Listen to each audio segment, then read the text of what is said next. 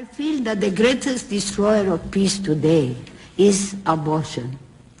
Because Jesus said, if you receive a little child, you receive me. So every abortion is the denial of receiving Jesus, is the neglect of receiving Jesus. It is really a war against the child, a direct killing of the innocent child, murder by the mother herself. And if we accept that the mother can kill even her own child, how can we tell other people not to kill one another? How do we persuade a woman not to have an abortion?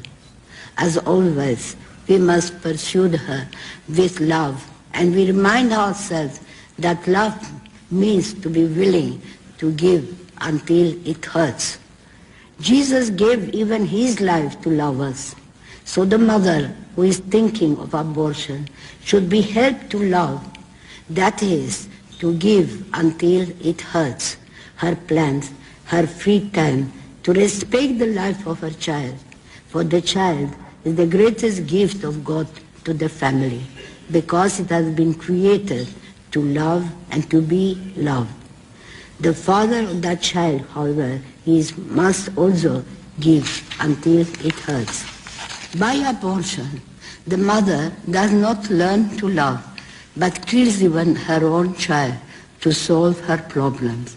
And by abortion, the father is told that he does not have to take any responsibility at all for the child he has brought into the world. So that father is likely to put other women into the same trouble.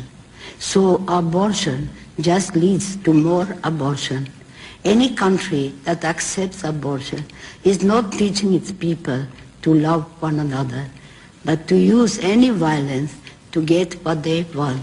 This is why the greatest destroyer of love and peace is abortion.